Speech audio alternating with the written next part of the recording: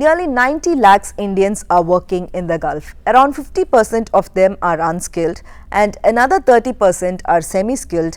Only a small minority of 20% of them are skilled and gainfully employed. But all these migrant workers together form the backbone of India's ties with the region.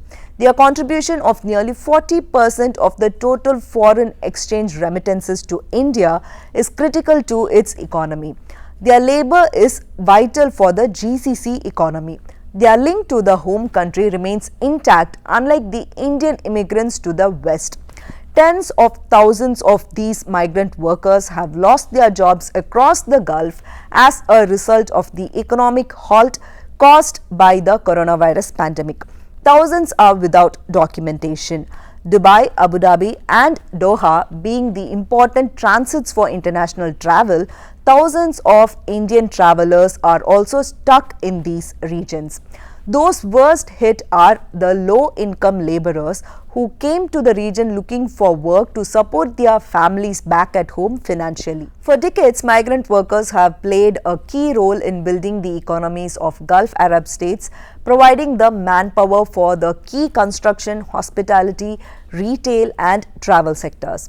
According to the International Labour Organization, the 6 Gulf Cooperation Council member countries, that is Saudi Arabia, the United Arab Emirates, Qatar, Bahrain, Kuwait and Oman, has the majority of the 23 million migrant workers living in Arab states, and most of them are from Asia.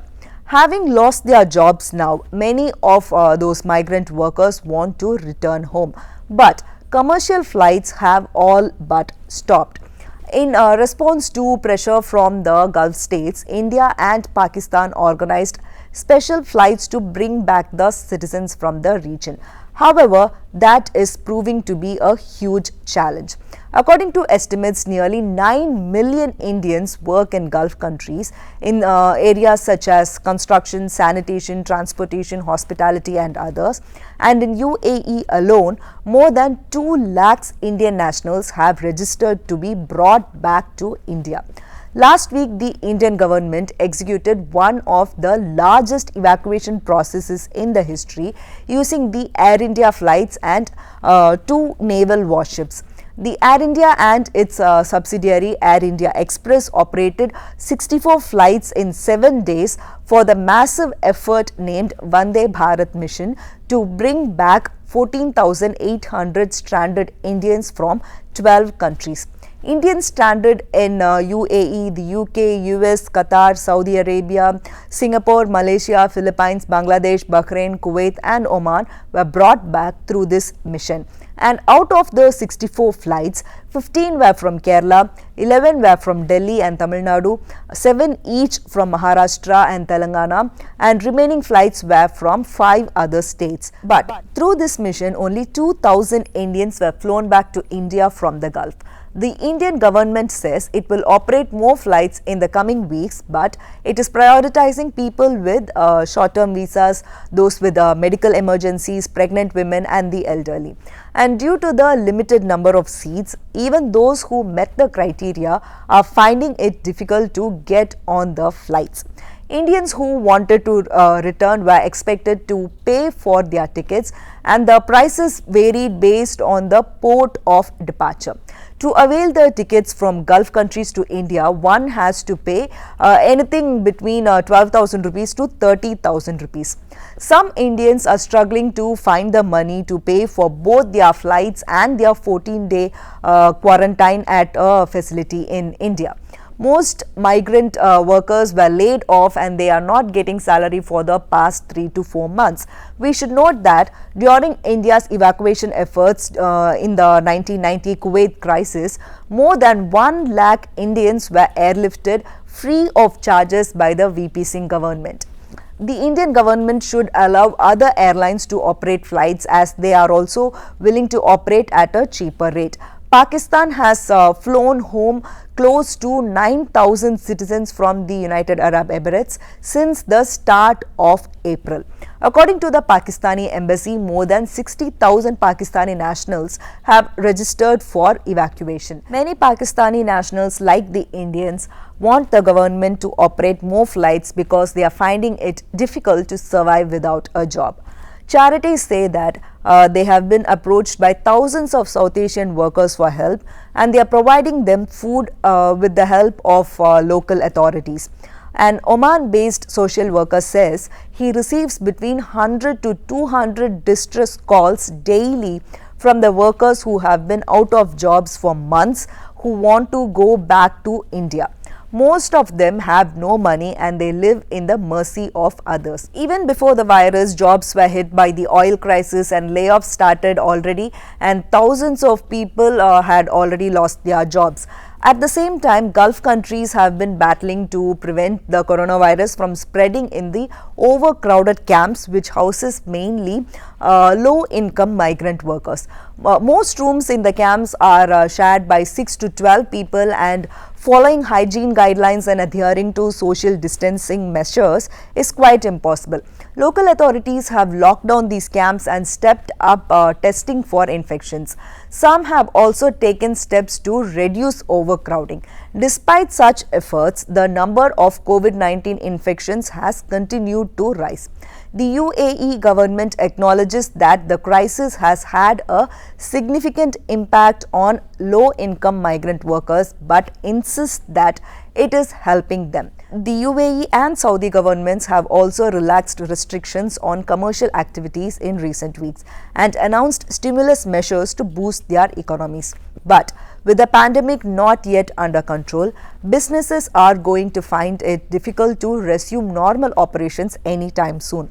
Many migrants feel that finding a new job in such an environment will be impossible. The Indian government plans to evacuate 2 lakhs Indians from across the globe over the next 3 to 4 weeks. It has announced about 35 repatriation flights for the Gulf region between 16th and 23rd May. In the second leg of the operation, India is looking to bring back 30,000 Indians from 31 countries, including Japan, Australia, France and Russia. Though many NGOs are extending support to the people in distress, they say that the Indian government needs to chip in with adequate measures for the vulnerable community. Social workers also point out that the central government is turning a blind eye towards the plight of the Indians by not utilizing the Indian Community Welfare Fund, which is also known as the ICWF, which is meant to help Indian expats during emergency and challenging situations. Social activists say that the ICWF will have minimum 35 crore rupees as surplus, but the embassies are saying that they cannot spend the funds unless they get approval from the Ministry of External Affairs. India cannot abandon them to their helpless fate. It must work closely with the governments of the region to bring them back. If we take the status of Indian students in the UK, the Ministry of External Affairs has enlisted categorical efforts being made by the Indian and the UK government ensuring the well-being of the students in UK. Similarly, the High Commission of India in London has reassured the Indians in the UK about efforts being taken. But the advisory issued by the Indian Embassy in Doha offers only a helpline number, while the website provides links to advisory issued by Qatar's health authorities. It is difficult to accept that this is the maximum extent to which assistance can be offered to overseas nationals. Several countries, in fact, announced relief measures for their respective nationals who are stranded abroad. For instance, Canada, Ireland and the United Kingdom are putting in place mechanisms to provide financial support or loans to their respective nationals stranded abroad. Additionally, the UK has prepared a plan to repatriate thousands of its nationals, and Indonesia is sending logistical aid to Malaysia, which hosts thousands of Indonesians. Undoubtedly, the government has been hard at work to contain the crisis internally and externally. This includes taking measures on the diplomatic front, such as deputing a team of doctors to Kuwait, communicating with heads of other states, and allocating COVID-19 emergency fund. Yet, the issue of international migrant workers is one that requires targeted action to secure the safety of this group.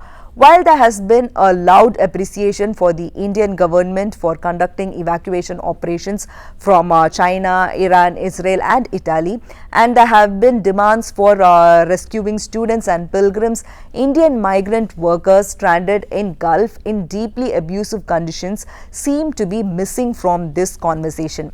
International migrant workers are particularly vulnerable during crisis situations like the one we are facing now. Loss of jobs, absence of any social support, language barriers, discrimination for being foreign and poor living conditions collectively leads to inability to access public health facilities. India has been taking pride in its response to the crisis, yet its efforts will remain incomplete until this large section of its nationals continues to feel abandoned and exposed to economic and health risks. This is all from me for now. Stay connected with us for more such updates. Also, please do subscribe this channel and show us your support. Thank you for the support again. This is Nisha PS.